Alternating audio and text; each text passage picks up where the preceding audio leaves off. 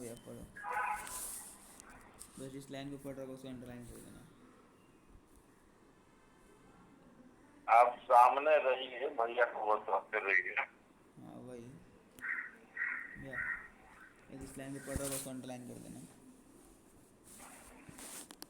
मैथिली शरण गुप्त का जन्म काल सन 1886 से 1964 है। उनका जन्म झांसी के निकट चिरनगांव में हुआ था। वे दीर्घकाल के सबसे लोकप्रिय कवि थे। आचार्य महावीर प्रसाद द्विवेदी से मुलाकात होने के बाद उनकी सलाह से वे अच्छी कविता लिखने लगे थे। द्विवेदी जी का पत्रिका सरस्वती में कविताएं प्रकाशित भी होने लगी, यानी तब से उनकी काव्य काल में निखर आया। उनका प्रथम काव्य रंग में भंग का प्रश्न 1909 में हुआ।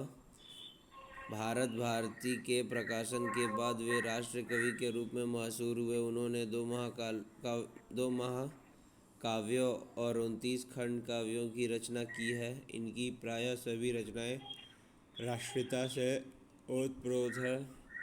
खड़ी बोली की कविता में सबसे पहले सफल प्रयोग गुप्त जी ने ही किया था। उनके काव्य में खड़ी बोली का मधुर एवं सरल रूप प्राप्त होता है। गुप्त जी राम भक्त कवि थे। उनके संकेत की कथा राम कथा है, लेकिन उन्होंने परंपरा को नकारा और मीरा को नायिका बनाया है। यह उनकी मौलिक उद्भावना है। स्वतंत्रता संग्राम के दरमियान उनकी कविता ने राष्ट्रीयता के प्रसार प्रचार में महत्वपूर्ण योगदान दिया था, इसलिए वे राष्ट्रीय कवि बने। उनकी अन्य प्रसिद्ध रचनाएं हैं जयद्रथ वध। जयद्रथ वध, पंचवटी, यशोधरा, जय भारत, विष्णुप्रिय आदि।